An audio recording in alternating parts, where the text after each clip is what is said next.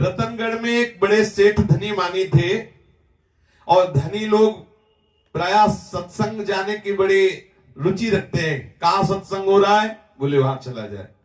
वो इसलिए नहीं कि हम आचरण में उतार कर भगवत प्राप्त बने, कोई बिरले होते हैं। दो भावनाएं होती है, एक तो दान पुण्य हो जाएगा तो कुछ पाप कटेंगे, और दूसरी बात ये छाप लगाने की कि तुम्हें क्या पता, हमने उन स्वामी राम सुखदास का सत्संग किया, हमने भाई जी का सत्संग किया, हमने राधा बाबा का सत्संग किया और आचरण में पाई भर भी परिवर्तन नहीं।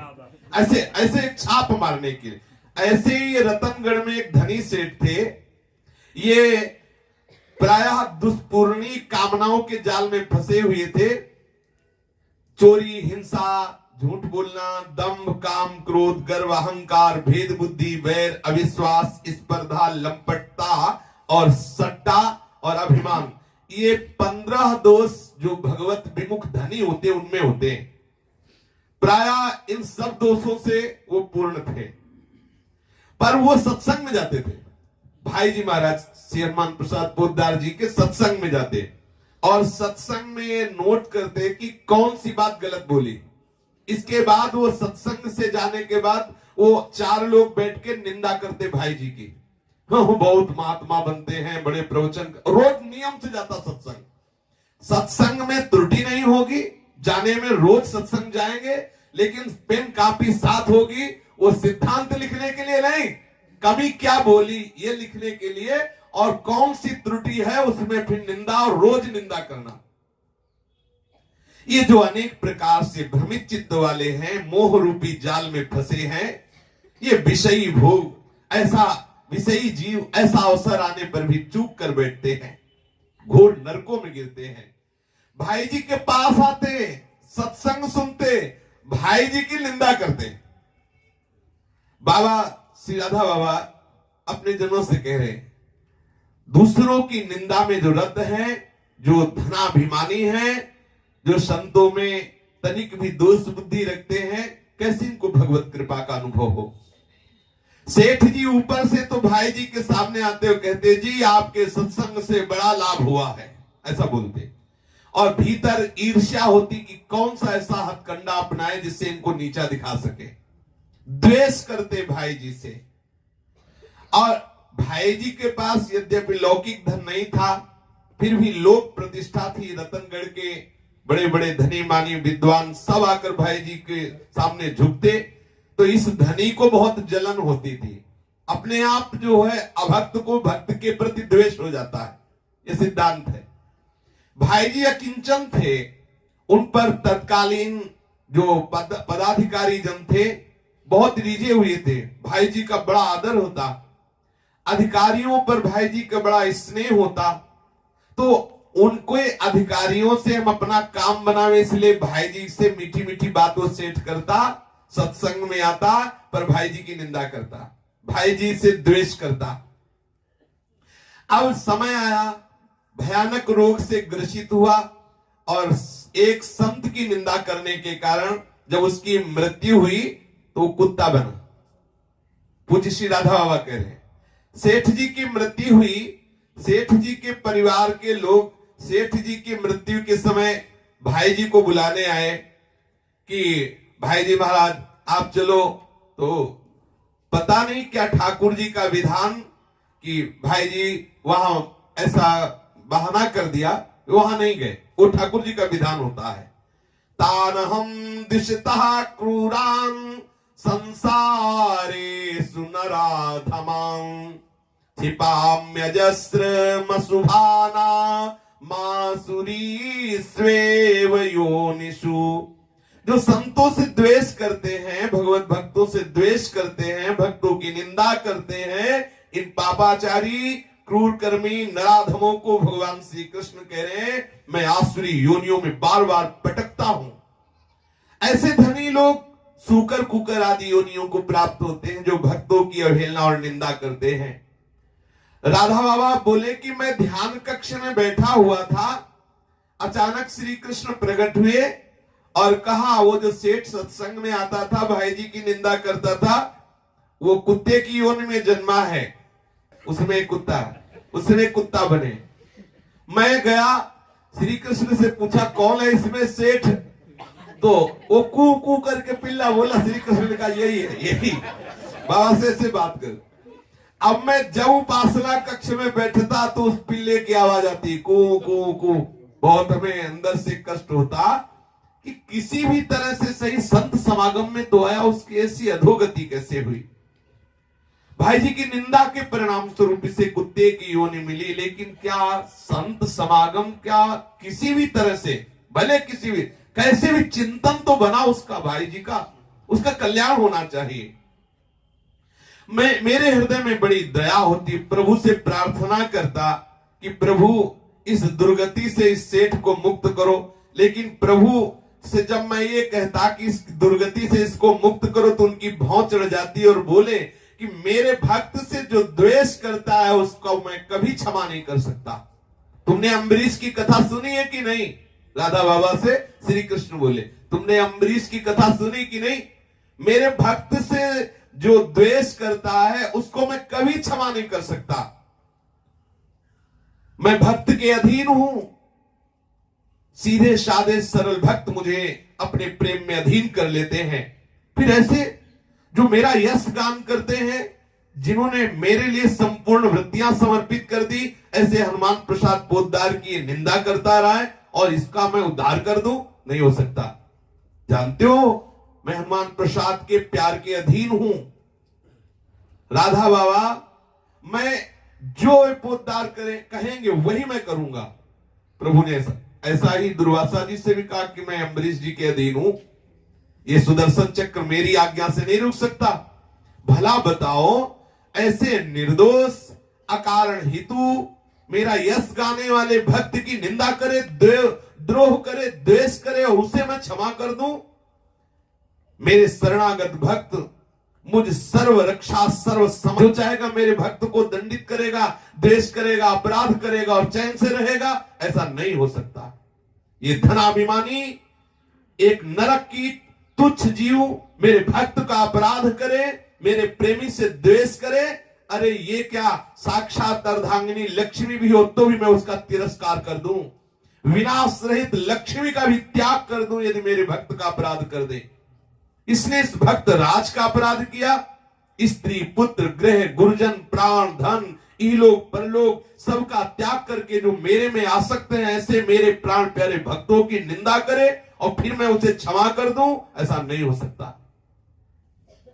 जैसे सती स्त्री अपने पातिव्रत से सदाचारी पति को वश में कर लेती है, वैसे ही जो पवित्र हृदय से मेरा चिंतन करता है वो भक्त मुझे अधीन कर लेता है।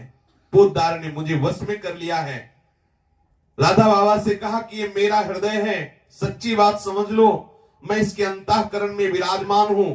ऐसे निर्बराध साधु हृदय भक्त की जो निंदा करता है उसका कभी मंगल नहीं हो सकता। ये मेरा शासन है, ये मेरा निर्धारित सिद्धांत है। राधा बाबा बोले कि प्रभु आपको करुणा करनी ही पड़ेगी। प्रभु के नेत्रों में लालिमा आ गई, बाबा चुप हो गए, मतलब प्रभु गुस्सा हो गए। अब भयंकर सर्दी का समय था और सर्दी के समय में भी रात्रि, कोई बोलने वाला नहीं। वो सेठ जी जो कुत्ता बने थे, कू कू कू ऐसे, बाबा नजदीक गए। बाबा ने देखा कि जब ज्यादा कू कू करता तो जो उसकी माँ कुतिया थी ना, वो अपने मुंह से भर के हिला देती है और ऐसे गुस्सा में ऐसे हिला दिया कर। बाबा ने कहा बड़ी दुर्दशा है। मन में आया कि अपना कम्बल उड़ा दूं, फिर विचार आया कि एक कम्बल है और गोरखपुर में कितने कुत्ते हैं, कितनी कुतिया, किस किस को उड़ाते घूमेंगे। अब वो फिर मन में सोचने लगे कि करूं क्या, सबका साधन है प्रभु, प्रभु से प्रार्थना करता हूं, ला ला ला करके बोलते हैं, ऐसे है भक्त द्रोही का मेरे द्वारा उद्धार नहीं हो सकता, फिर क्या करूं। एक दिवस बाबा बोले इस सेठ को पिल्ला ही बनना था, अब पिल्ला ही बनाना था। प्रभु श्री कृष्ण से कहा तो मेरी भजन कुटी के सामने क्यों बनाया, कहीं और दूर बनाते और मुझे ही दिखाया ध्यान में कि वही सेठ कुत्ता बनाया करके। आप मेरी दृष्टि पथ में क्यों लाए। यदि आप देखो ऊपर से भले नेत्र गर्मी दिखाओ लेकिन अंदर से आप इस पर करुणा करते हैं, अगर ना करते होते तो मेरे सामने क्यों जन्मता, बार बार मेरी दृष्टि में क्यों आता, इसमें आपका मंगल विधान है। आपको अब मेरी करुण प्रार्थना अनसुनी नहीं करनी होगी। देखो आपको दया करनी होगी, ये है। अगर द्रोह भी किया तो संतों का किया। देखो संत कैसे करुणा, प्रभु से हट कर गए, आपको कृपा करनी होगी, इसका उद्धार करना होगा। एक दिन इतना बाबा बोले तो प्रभु अंतर ध्यान हो गए। एक दिन सायंकाल वो सेठ जो पिल्ला बना हुआ था को कर रहा था, बाबा नजदीक गए और भाई जी को बुलाया। भाई जी से कहा कि आओ तुम्हें एक दृश्य दिखाते हैं। फिर उस पिल्ले को दिखाया। देख रहे, रोज ध्यान में श्री कृष्ण आके बताते हैं ये वही सेठ पिल्ला है, ये वही सेठ है जो आपकी निंदा करता था। भाई जी, आप जैसे महापुरुषों का किसी भी तरह चिंतन करने वाले की ऐसी दुर्गति मुझे बर्दाश्त नहीं हो रही। मैं क्या कर सकता हूं? बार बार आपसे प्रार्थना करता हूं, बार बार श्री कृष्ण से प्रार्थना करता हूं। कुछ काल पहले इसकी मृत्यु हुई थी, कुत्ते की योनि में आ गया है। यह कारण निंदा करने के कारण भटक गया। भाई जी, आप जैसे महापुरुषों के लिए निंदा स्तुति दोनों समान है। जब दोनों समान है, स्तुति करने वाले का परम मंगल होगा और निंदा करने वाले को कुत्ते की योनि, मुझे लगता है उसका भी परम मंगल होना चाहिए, क्योंकि दोनों समान है आपके लिए। निंदा के रूप में ही से इसने आपका चिंतन तो किया। आपका चिंतन स्मरण करने से इसे कुत्ते की योनि में जो पड़ा हुआ उद्धार होना चाहिए।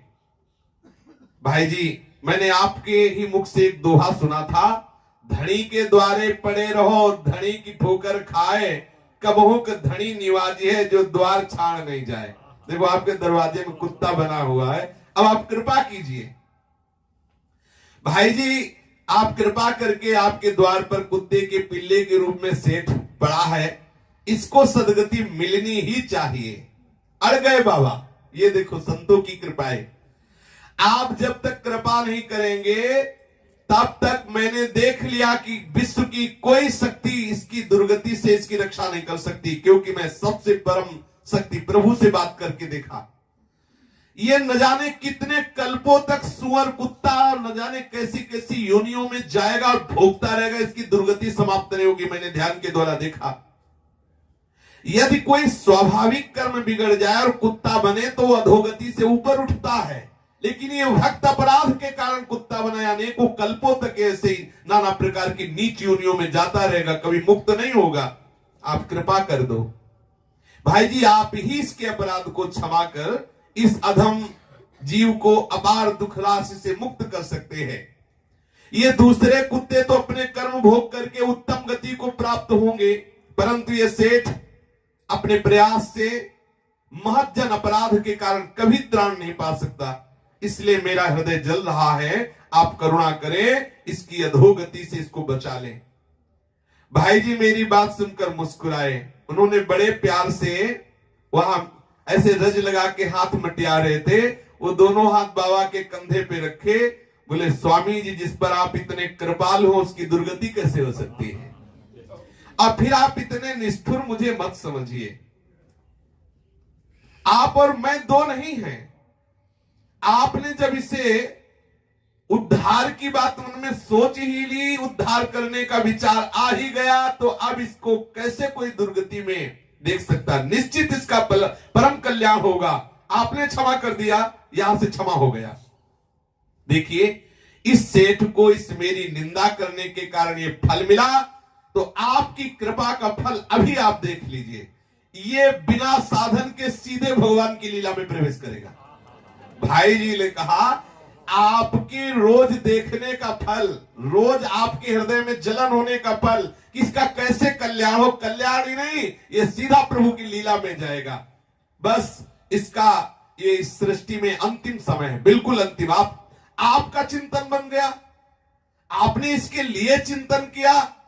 अब ये अनंत कल्पों से जो जन्मता मरता चला रहा है, इसका बंद हो गया। 4 दिन बाद इसकी मृत्यु होगी। चौथे दिन शरीर छूटते ही ये सीधे भगवत धाम में जाएगा और आपके चिंतन के प्रभाव से लीला में प्रवेश कर जाएगा। पुनः इस सृष्टि में ये जन्म मरणों में नहीं आएगा। राधा बाबा आश्चर्यचकित हो गए, आंखों में आंसू बहने लगे कि भाई जी महाराज इतने करुणा में, अपनी निंदा करने वाले को अत्यंत दुर्लभ सीधे लीला में प्रवेश। आहा, भाई जी ने कहा एक बात करना, इसके सेठ के परिवार को सूचना मत दे देना कि इसका जो बाप है वो कुत्ता बना या पिल्ला बना है, ना ये सूचना दे देना कि इसको कुत्ते की योनि से सीधे लीला में प्रवेश हो रहा है। ये बात बिल्कुल हमारी और आप तक रहनी चाहिए और इस भजन कक्ष के बाहर ये बात नहीं जानी चाहिए। श्री भाई जी की महानुभावता देखकर राधा बाबा द्रवित चित्त हो गए और मन ही मन सोचने लगे कि भगवान के प्रेमी जनों का कितना अद्भुत करुणा में हृदय होता है, कितना अद्भुत प्रभाव होता है। धीरे से भाई जी की चरण रज लेकर वो देख ना पावे ऐसे माथे पे लगाने लगे। मन तो आया कि लौट जाऊं चरण पकड़ के, फिर लगा कि अभी डांटने लगेगी कि क्या नया नाटक शुरू कर दिया बाबा। ऐसे भावावेश को बाबा रोके क्यों हो, ऐसे नीच को सीधे लीला में प्रवेश। आहा, बस नीचे मुख किए हुए अपने भजन कुटी में आ गए और बाबा भाई जी की से हम सोचते रहे कि प्रभु का प्रेमी कितना करुणामय होता है। जिन प्रभु के प्रेमी भक्तों का ऐसा परम मंगलमय स्वभाव है, सोचो उन प्रभु का कितना करुणामय स्वभाव होगा। तनिक विचार तो करिए, जो भक्तों का अपराध करते हैं, भक्त उनको अपना परम धाम, अपना लक्ष्य प्रभु की लीला प्रदान कर देते हैं। इसलिए भक्तों की समानता कौन कर सकता है। जिन पर प्रभु ही क्रोध करते हैं, जबरदस्ती भक्त अपने कृपा प्रसाद से उनकी लीला में प्रवेश करा देते हैं। ऐसे हम प्रभु के भक्तों की चरण धूल की वंदना करते हैं। शेष चर्चा आगे। श्री राधा वल्लभ लाल की जय। जय जय श्यामा, जय जय श्याम, जय जय श्री वृंदावन धाम। जय जय श्यामा, जय जय श्याम, जय जय श्री वृंदावन धाम। पावन राधे तेरा नाम, पावन राधे तेरा नाम, पावन राधे तेरा नाम, पावन राधे तेरा नाम। पावन श्री वृंदावन धाम, पावन श्री वृंदावन धाम। जय जय श्यामा, जय जय श्याम, जय जय श्री वृंदावन धाम। जय जय श्यामा, जय जय श्याम, जय जय श्री वृंदावन धाम। मेरी श्यामा, मेरो श्यामा, मेरी श्यामा, मेरो श्याम, मेरो श्री वृंदावन धाम, मेरो श्री वृंदावन धाम। जय जय श्यामा, जय जय श्याम, जय जय श्री वृंदावन धाम।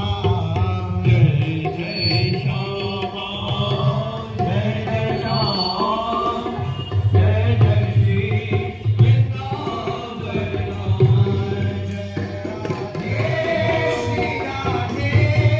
राधे राधे श्री राधे, जय राधे श्री राधे, राधे राधे श्री राधे। जय श्यामा श्री श्यामा, श्यामा श्यामा श्री श्यामा। जय श्यामा श्री श्यामा, श्यामा श्यामा श्री श्यामा। जय राधे राधे श्री राधे, जय राधे राधे श्री राधे, श्यामा श्यामा श्री श्यामा, श्यामा श्यामा श्री श्यामा। जय राधे श्री राधे, राधे राधे श्री राधे। जय राधे श्री राधे, राधे राधे श्री राधे।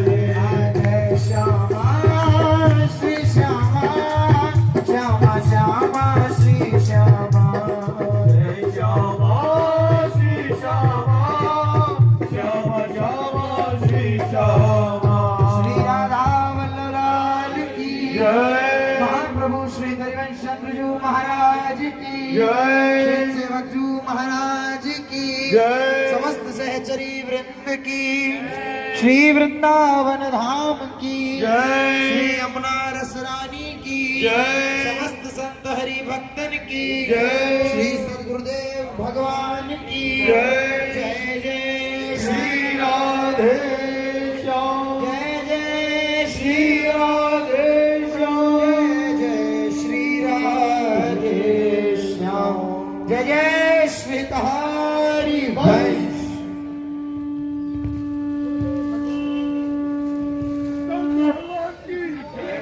संत भगवान की संत भगवान की संत भगवान की